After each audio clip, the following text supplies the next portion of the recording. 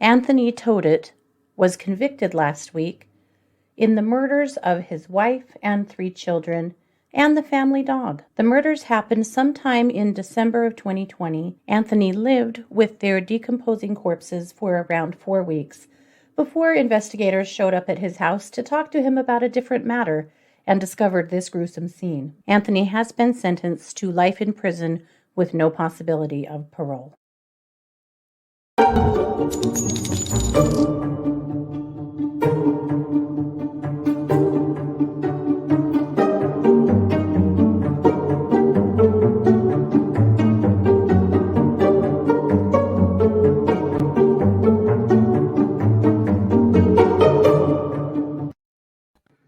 Hey, everybody, and welcome to True Crime Paranormal with the Psychic Sisters.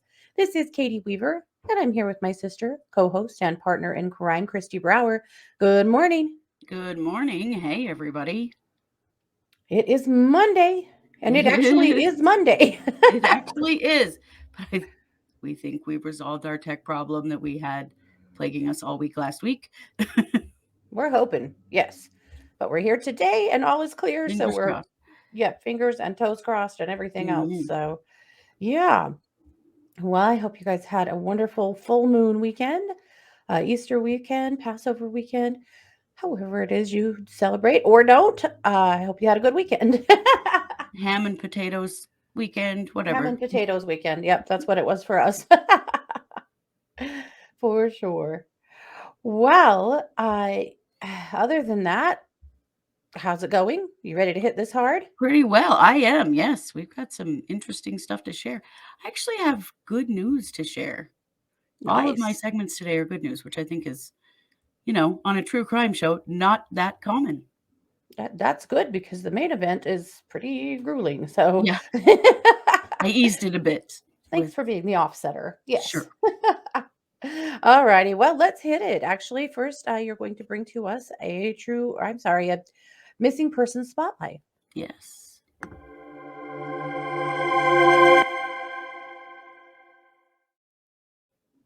So this is actually a spotlight of 2 missing persons who have been found alive and okay, which I think is kind of amazing. And I love to get to share stories like this because missing person spotlights don't always end happily. Yeah. So let's start with Shanna Miosik. Katie shared her details last week because Yeah. she had been missing for a few weeks. Family couldn't find her. She is known as a traveler in the Bay Area, and she and her dog, although travel around a lot, usually check in with family and friends and let people know that she's okay, and she hadn't in a few weeks. Yeah. And it was really making people nervous. Mm-hmm. Well, 2 days ago, she posted to Facebook that she's sorry that everyone's been worried. She's really been struggling since the murder of her friend Victoria. Mm-hmm. That I believe she witnessed. Yeah, She's a witness in that case. She is, and it's been very scary, and she was very upset, and then she broke her phone. And with it, she lost all of her phone numbers and couldn't log into Messenger or anything to let people know that she's okay. Yeah. Now, I'm going to give this a caveat because there are people in the comments of this post who say, this doesn't sound like Shannon. We're not sure it is. Her mother is posting in there. She responds several times. I think she may just be coming off different than she usually does because she's struggling. Yeah. But it does appear that she is okay. Yeah. And she's asked that everyone who knows her, please private message her their phone number because she's working on getting a new phone and she needs everyone's number because her broken phone, she's not able to transfer. So it's a good news. It does appear that it is her and that she is okay. There were a couple of really credible sightings of her by around the end of last week in San Francisco. Yes. And so I'm not surprised. I'm very glad. What a terrible scare for her family. Yes. Yeah. And really, I mean, she needs some help. She's been through some really hard stuff. She has, and she just needs a lot of support, but we're so grateful that she's okay. Yeah. So, in another rather miraculous Mhm. recovery of a missing person, If this is the case, I think it is. Ooh. yeah. So, this is a young man who has been missing out of California since 2019. And his family has been absolutely devastated by his loss. He has autism, and his family has been absolutely terrified Mhm. that they would never find him or that he Yeah. was not safe. His name is Connor Jack Oswalt, and he went missing in September of 2019 from Clear Lake, California. And He was 16, right? yeah, he was 16. And Mm. last week, some police in Salt Lake City, Utah, came across, well, they had a report of a young man sleeping in the doorway of a business, and they went to check on him to see if he was okay. Right, kind of up in Park City, right? Yeah, yeah, around Park City. So That's true. It's kind of not quite Salt mountainous. Salt Lake. Yeah, And mountainous, cold, really cold. cold. Yes, very cold. And when the police talked to him, fortunately, they've had some training in working with people who have autism. They immediately acknowledged that he seemed to have possibly a disability Mhm. and communicated a little differently. And they realized that he has had some police interaction in the past, but he's never been identified or arrested because he was never doing anything illegal. But he's been sort of Yeah. wandering around, obviously not doesn't have a place to be and maybe isn't doing so well. So police started searching through the missing children's database, the National Missing Children's Database. And what do you know? They come across a photo of Connor Jack Oswalt. And Yep. they're like, this is him. This Yeah. is absolutely him. So they get a hold of his family. Now, his family had moved from California to, if you can believe it, Idaho Falls, Idaho, which is where I Yeah. live. Yeah. And they got a hold of his family, and his stepdad and his grandpa traveled straight to the sheriff's office where he was, and just identified Yeah. him. It is most definitely him, Mhm. and he is alive and well, and will be going home to his parents, but is, I believe, in a hospital right now, Yeah. just getting checked out and make sure that he's okay, because he's literally been, we're not sure where, for the last 3 years. Right. And just kind of transient and living homeless, it looks like, at Yeah, least for part of that time. Yeah. but managed to stay alive, Yeah. which is amazing, absolutely Mhm. amazing. So his family is thrilled to have him back, and we are so glad Yeah. that he's safe. It's an So unbelievable miracle. it Yeah. really is. It really is. So some good news on a Monday morning, Never say never. right? Yeah. All right, Katie. Well, I'm going to kick the mic back to you for our main case. Okay.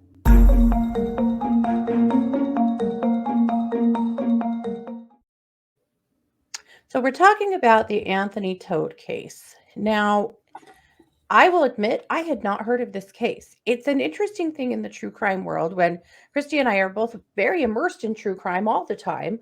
Sometimes you miss major things. And honestly, I wish we would have found this one at the beginning because we could have gone full Valo on this case. Mm-hmm. Uh, we won't now because I'm not going to beat a proverbial dead horse. Oh, But yikes. say something else next time. But this is a hell of a case. So it happened sometime in December of 2020. So Anthony and his wife had three children, and they were from Connecticut, but they had moved to Florida. They were living in this community called uh, Celebration. Apparently, this was a Mm, little mm-hmm. community that was built by Disney, and they Yes. don't own it Yeah. anymore, but they did. Yeah, Yes. near Quite a Disney World. famous, weird little place. Yes, yeah. This is, like the spin-off of The Happiest Place on Earth. Right. Yeah. Till Disney people had this idea they were going to start getting build, murdered. yeah, that they were going to build little towns and stuff, which Mhm. I don't think it went that well, and I think that's Well, where it failed it. yeah, I think the totes ruined it for everyone, but okay. Yeah, that sounds like it. Or totes. I've heard their last name pronounced several different ways, but tote is the seems It to be the makes sense going. to be tote, but, you know? Yeah, yeah. So, at any rate, Anthony, there's two different narratives. And so I'll tell you what happened according to law enforcement, because Anthony was a physical therapist and had had a few different practices and was swimming in debt and was in trouble for insurance fraud. Ooh. So, sometime in January of 2021, the police showed up at Anthony's home to arrest him for insurance fraud. Well, when they got to Anthony's home, they discovered quite the scene. First of all, Anthony could barely stand and seemed to have been drugged. Moreover, they discovered the dead and decomposing corpses of Anthony's wife and his three children and the family dog. So they took Anthony to the hospital because there was something wrong with him. Mhm. And he told paramedics that he had overdosed on Benadryl. Mm. And so once they got him treated, they and arrested him. He confessed. The victims were Megan Tote, his wife, his 13-year-old son Alec, 11-year-old son Tyler, 4-year-old daughter Zoe, and their dog Breezy. Mm. So he said, this is what he initially said, and I'm going to include in the show information a link to watch the confession. It's really long. I can't play it here, but it is very interesting. It's kind of hard to hear too. It's like CCTV stuff, but it's very interesting. So he spins this web that his wife had Lyme's disease. And he said that his wife had pretty much exhausted Western medicine as far as Lyme was concerned. Nothing was really helping. She was feeling terrible. So she had started studying yoga and had, I believe, become a yoga teacher. She was way into yoga. And then she started getting more into like Eastern religions.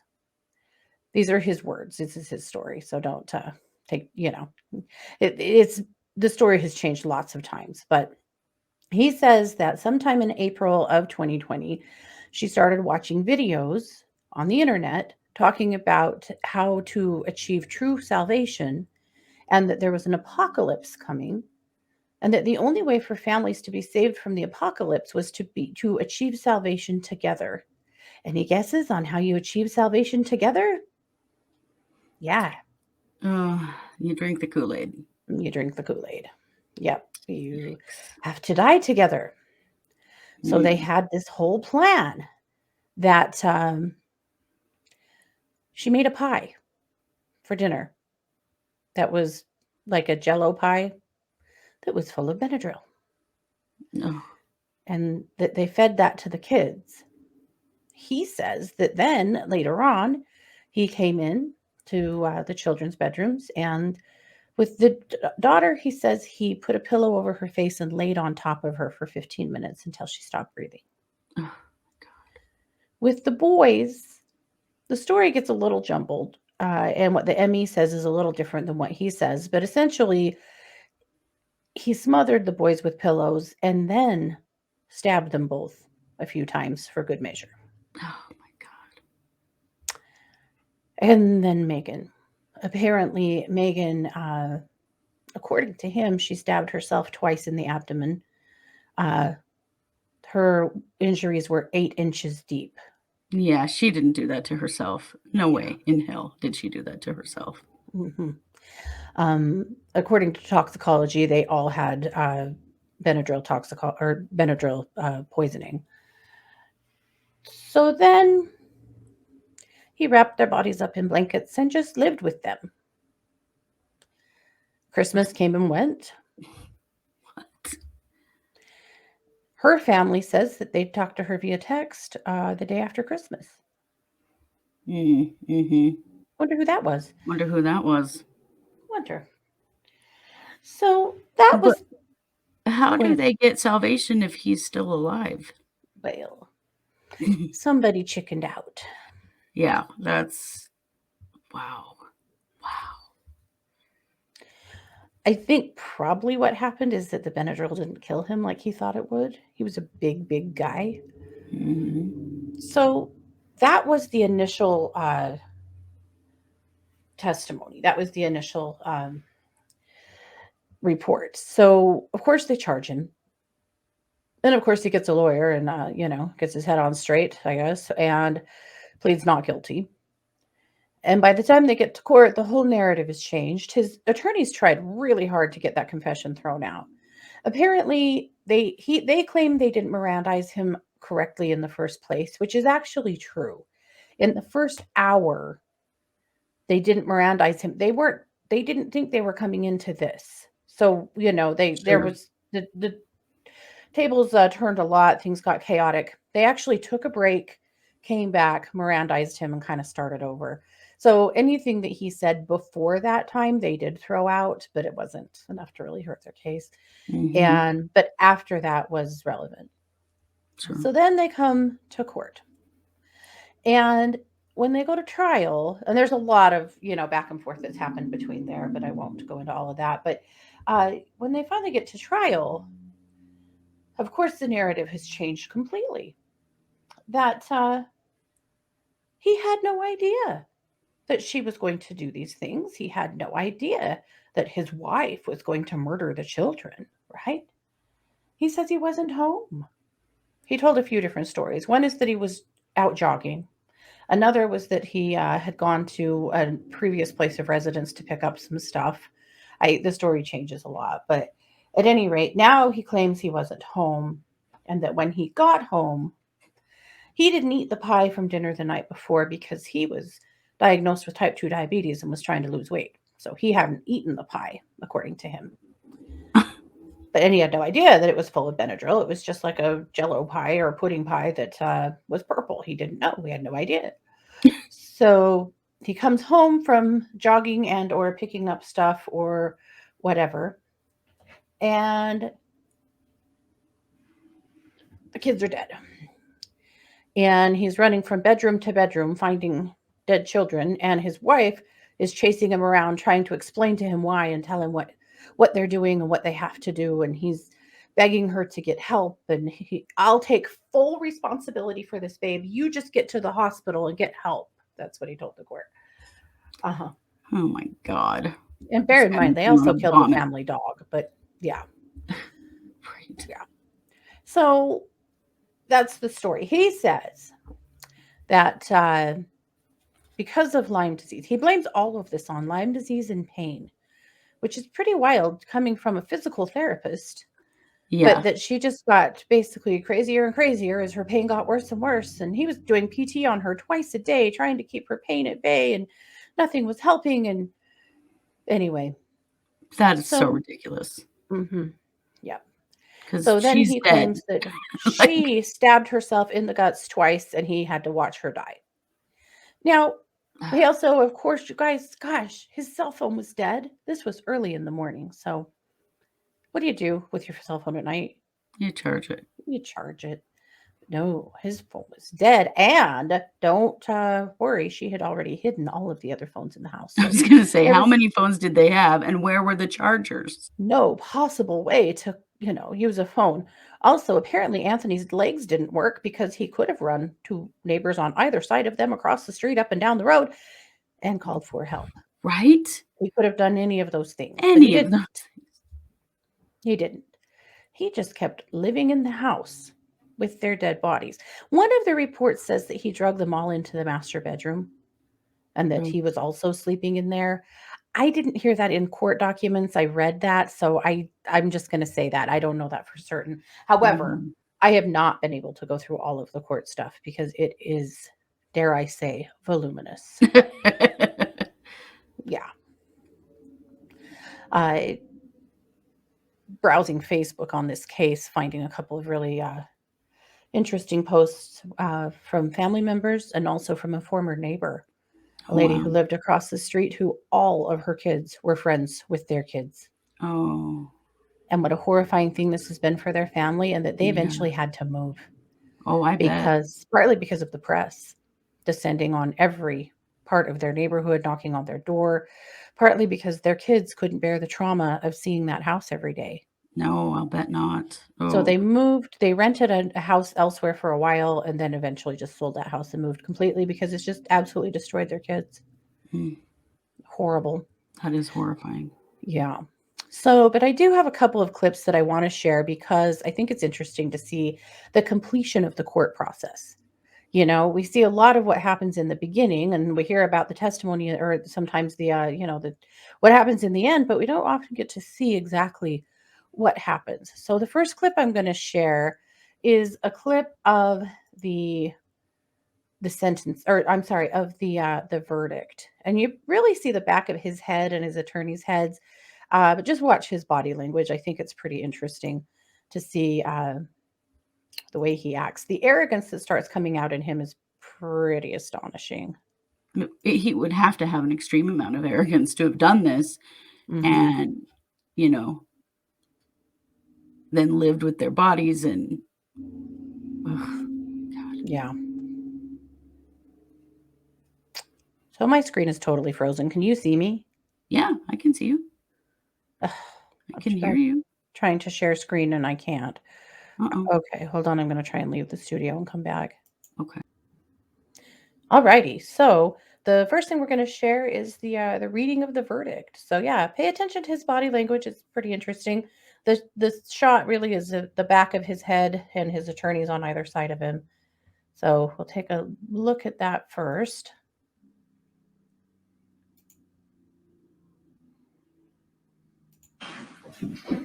Does the defense recognize the presence of the jury? Yes, Judge. The state? Yes, Judge. Members of the jury, the court has been made aware that the jury has reached a verdict. Madam Foreperson, has the jury reached a unanimous verdict? If you'll please give those forms of verdict to the court deputy.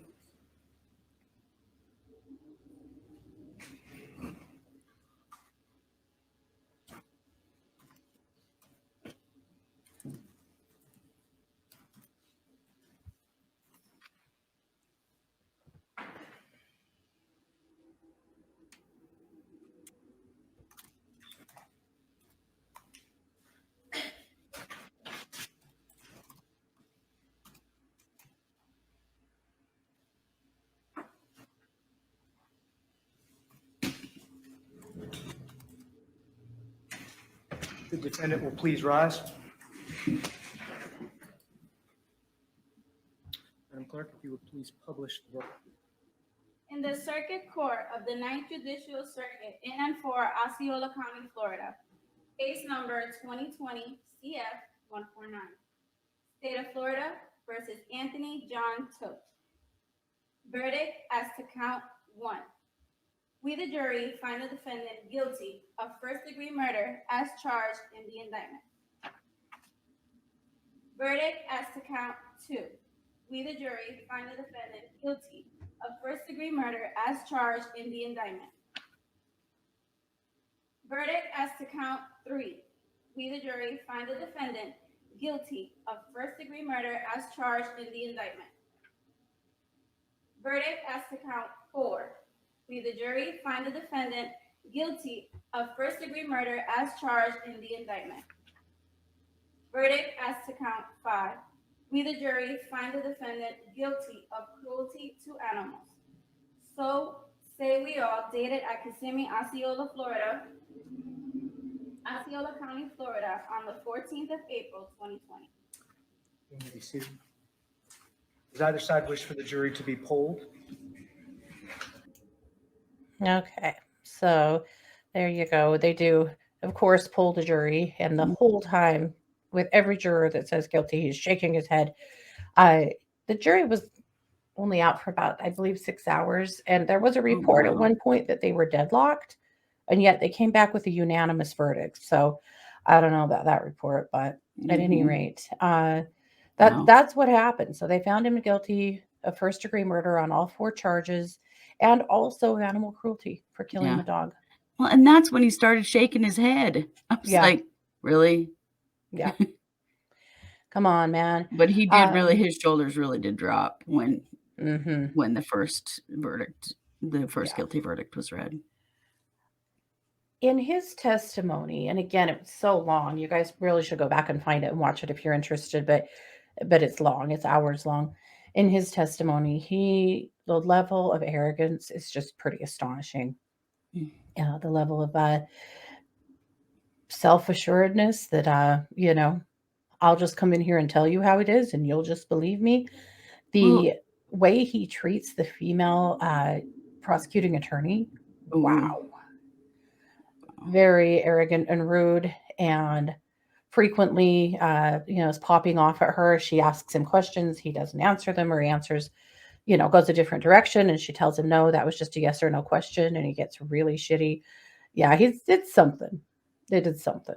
So I highly recommend you go back and you watch the initial confession, and I'll link that here in the show description, and then go back and watch to where he takes the stand in court. He should have never taken the stand in court, to be honest. For well, he's it was a gotta bad be. idea on his defense's part. Well, I think going to trial on this was a bad idea on the defense's part. Like, Hmm. wow, I'm surprised they risked Hmm. first-degree murder charges, Right? Yeah. convictions, you know? Yeah.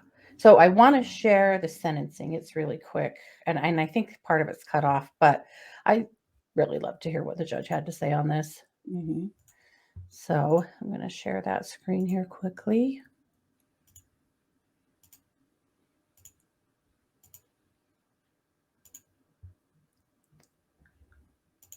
You destroyed the world of your 10-year-old son, Tyler John Tote, that you destroyed the world of your 13-year-old son, Alexander John Tote, that you destroyed the world of your wife, Megan Denise Tote.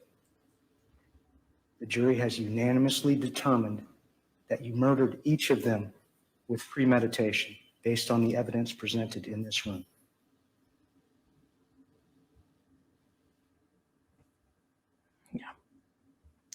And then he goes on, of course, to sentence him to 4 life sentences with no possibility of parole. Good. Certainly not a person Judging who should ever get out. judging by the arrogance put forward by him and his attorneys, I would imagine there will be an appeal coming in no time. But that's where we're at on this case, and I think Wow. it's a fascinating one to study. Interesting, they were both raised Roman Catholic. I was really interested in where the hell did these beliefs come from? Because we just keep hearing this crazy shit, Right? Like, this is a little too Daybell Vallow for me. Right. Well, I mean, we're just going through trial right now, also of the guy in California that was deeply enmeshed in QAnon beliefs that took his children to Mexico and murdered them Oh, to right? save them. So, where did these beliefs come from? We don't fully know.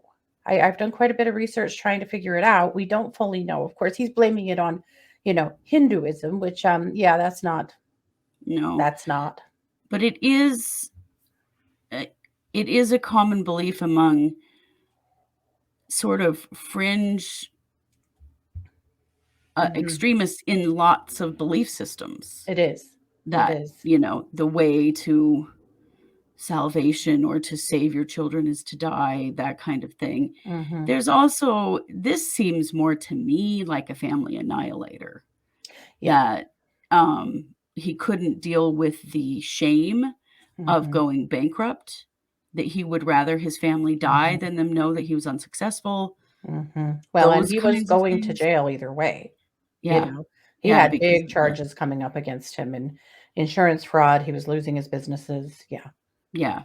So there's a whole, that's what he seems like more to me as a family annihilator, Mhm, particularly because this was supposed to be a murder-suicide pact, mhm, supposedly, yeah, and yep. he's too arrogant to die, I guess. He claimed that in the 3 or 4 weeks he also claims that he has no idea what day they died. He doesn't know, time all just ran together, he doesn't really know, we Oh, just know it yeah, was right. before Christmas, yeah. They haven't been able to nail down exactly what day they died, I'm but sure not. he claims that, in that 3 or 4 weeks from the time that the family died to the time that the feds showed up that he had tried to kill himself 10 times. Guys, he bought a pellet gun.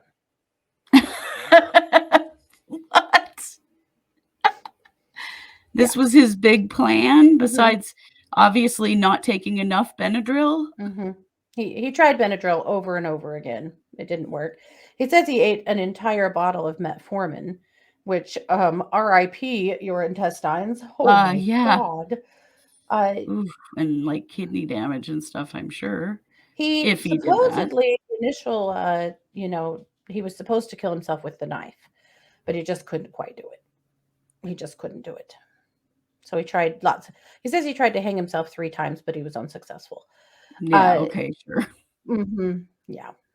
Whatever. All Yeah. of that is to cover the fact that he Mhm. thinks way too much of himself to have done that. Yeah, 100%. Wow. Yep, it is quite the case. So finally, some level of closure for their family and friends that have been, horrified and rocked by this, the community that was horrified and rocked by this. Do I think that we have heard the last of full Anthony Tote? Not at all. Not at all. But here we are. Oh, he'll be wanting his Dateline special, and you know, Won't he though? he'll Yeah. be wanting his interviews. You bet he will. Yep.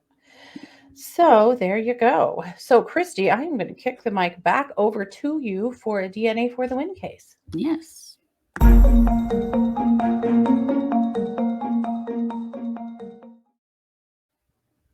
So, as we have talked about a lot in the last couple of years, DNA just keeps solving cold cases. This is a cold case out of Waikiki, Hawaii. And this was a murder that happened in 1994. This is Lisa Fracasey. She was strangled by a telephone cord. You know it's from the 90s because telephone cord, what the hell is that? She was strangled with a telephone cord in her own apartment in 1994. She was 37 and she worked as an exotic dancer. Oh. Apparently, this place where she lived was an apartment hotel. So they had like cleaning service and stuff that came in, and a maid came in to bring her towels. And came in because there had been a do not disturb sign hanging on her door for several days, which seemed odd. And so a maid went in to see what was up and found her body. Oh, wow. The police did collect a used condom and a cigarette butt from the crime scene. And that is the evidence that they needed in order to solve this case. But of course, couldn't do it at the time. Yeah. I'm going to show you a picture of Lisa. Here, let's see.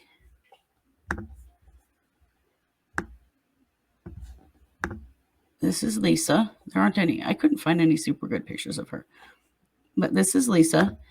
And so it only took it was from Parabon Labs, of course. We keep seeing that. And it only took 2 days to identify her killer once they had the DNA, which is kind of amazing. So Cecil Trent is the alleged killer, the donator of DNA. At the time, they had literally nothing. They had the condom and the cigarette butts, but nobody heard anything in the apartment complex. Nobody saw anything. Apparently, the killer had stuffed a sheet in her mouth so she couldn't scream, and so nobody heard anything happening. So what happened is that they worked with Cece Moore, who is the chief genetic genealogist for Parabon Nanolabs. And they've done so many good things. So Cece used the same techniques to identify Cecil Trent as they used to identify the Golden State Killer in 2018. Mhm. So, of course, this was done through genealogy. Wow. And they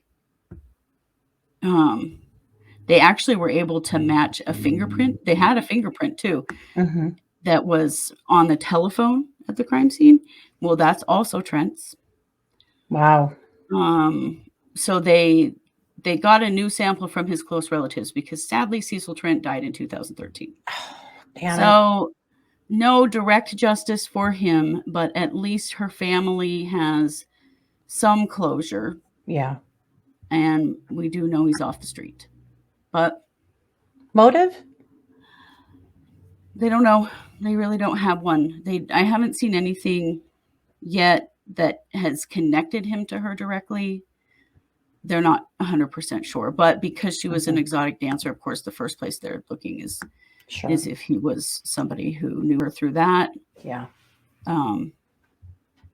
Just terrible. It's terrible to me when they get to live out their whole life Right. with Yeah. no repercussions. Because is this the only one? Is this the only murder he committed? Because it's probably not. Probably not. No, probably not. Wow. Guys like that have a tendency, but they've done all the genealogy. They've got his fingerprints. They've got all of it. Yeah. So they can now, connect him to anything else that might come up. Yeah. And at least Lisa's family has got some closure. Yeah. Well, there's that for sure. Yeah. Well, good. We'll take every DNA for the win case we can find. That's amazing. Right? Won't we? Yeah. I know. It's just, I just hope we keep seeing more current cases solved Yeah. with DNA. The past ones are great, but how about getting some active killers off the street with it? Yeah. And I know that is happening, but it seems like a lot of it is happening with cold cases now. Yeah, for sure. For sure. Well, guys, there you have it. That is our Monday episode. So we still have 2 more episodes this week. Tomorrow night, Tuesday night, is the cold read party. Yes, it So is. if you have subscribed as a follower here or a member here on YouTube, it's $4.99 a month. Mhm. You get to come to the cold read party and bring us a case, and we will cold read it on the air and attend. You can come and attend, and it's really fun. We have a great little group over there that bring us some very interesting cases that we cold read. Yeah. Sometimes if we you turn those haven't- into episodes because we're like, wow, This is we a didn't great know this case. story. Yeah. If you want to subscribe, all you have to do is just go to our main page on YouTube, and there's a button there, and just Just click says it. join. Click on that. Join something. Yeah, click on that and join. And then, of course, you can come to the cold read party. So that's coming. We'll have Wednesday night case updates. We'll have Thursday night case updates. But most importantly, We will? oh no, we'll have the psychic hour on Thursday night. Like this is a new show I did not know about. Right? Tomorrow, Tuesday, there are 2 big court attendance or appearances for the Daybell Vallows. Unfortunately, we will be unable to stream those because the Yeah. judge has now, here's the thing. These trials, these court appearances, they have to be open to the public in some way. Because of COVID, the courtrooms were closed, so they were allowing streaming.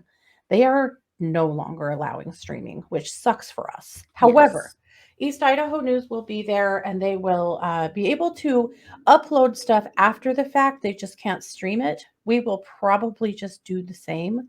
Mhm. However, there's a chance that we'll show up in Lori Vallow's arraignment. We're going to see what we can do.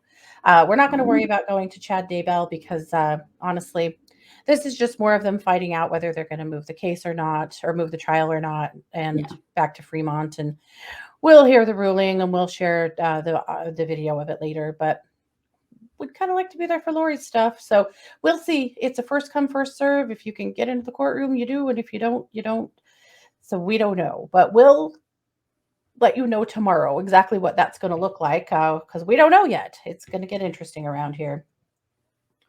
So thank you guys so much for being here. This has been yet another episode of True Crime Paranormal with the Psychic Sisters. Have a great day. Thanks for being here, everybody.